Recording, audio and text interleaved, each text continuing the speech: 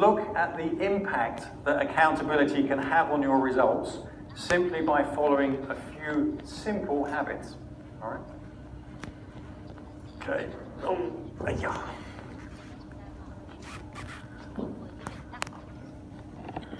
Okay.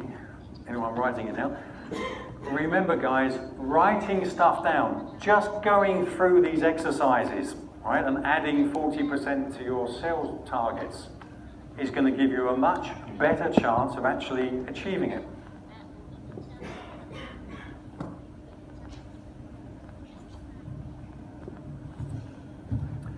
Okay, I'm sure a lot of stuff is getting lost in translation.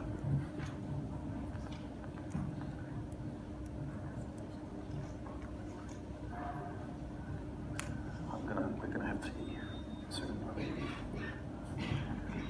All right, guys.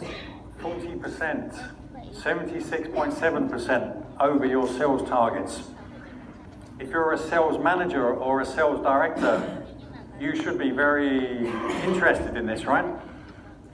Imagine if your sales team is 40% more productive, nearly 80% more productive. What is that going to mean for your career, right? What is that going to mean for your bonus at the end of the year or the end of the month?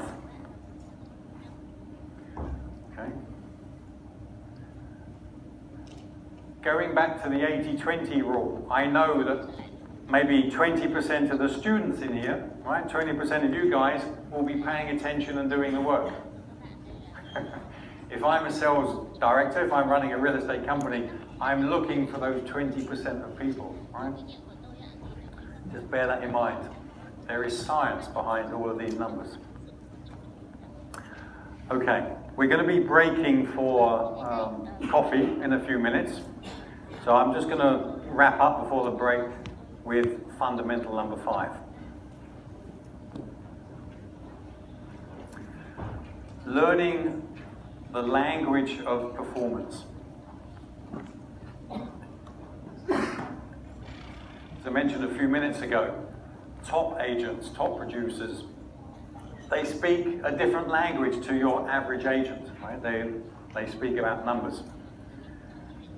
The same way that a good sales manager or a good sales director uses language to encourage performance in their sales team. Coaching is very much a new approach in Vietnam, but you know, there are some companies now that offer coaching services, but even internally, a sales manager perhaps can take on a coaching role with sales agents. Okay, so working with a coach is going to help productivity, as we know, but also being a coach, right, managing your sales team.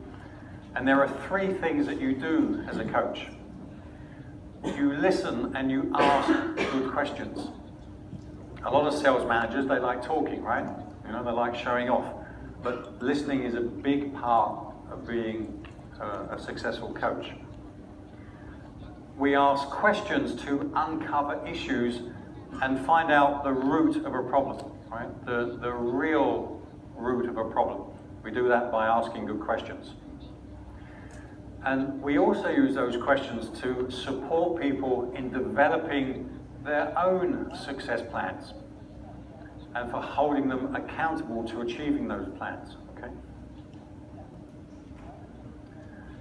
In our business, scripts and dialogues are critical.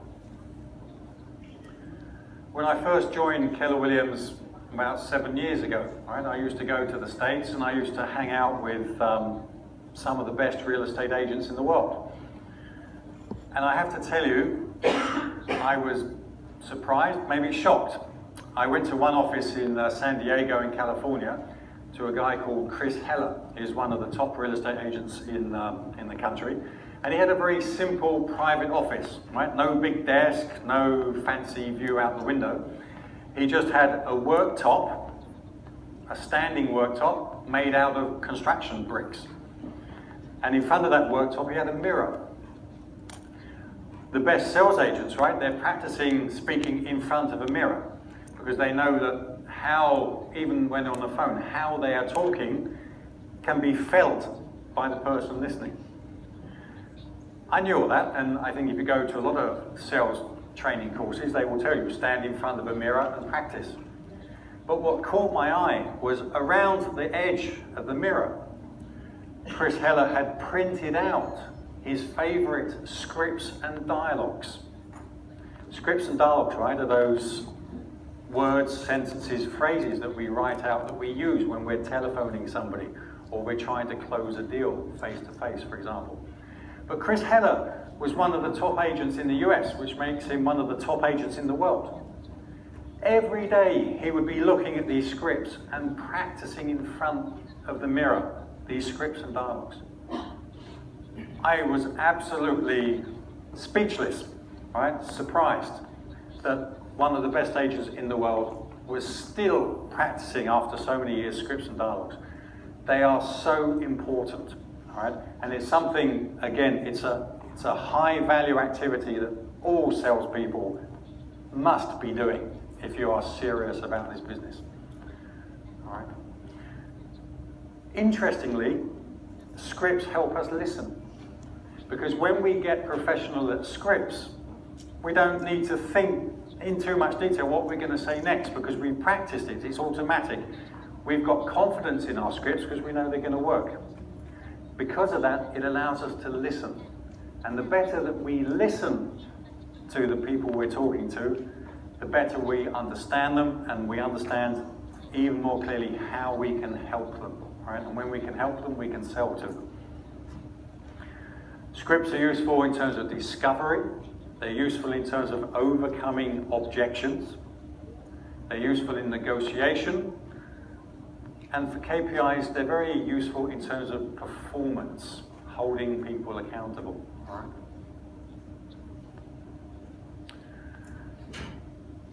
Scripts are also important to help us be professional. Scripts and dialogues holding people accountable will make sure that we don't become emotional, we don't become personal when we're having an accountability session with somebody. Right? This is one of the 6 personal perspectives, moving from emotional to professional. Okay? So scripts and dialogues help us as managers and leaders perform better.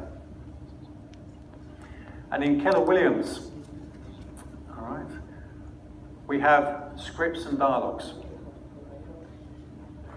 And when we come back after coffee, I'm going to get you guys to participate together with me and each other in practicing some of these scripts and dialogues that will help you with your sales agents.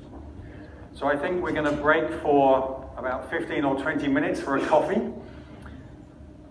and come back to go through scripts and dialogues. Thank you.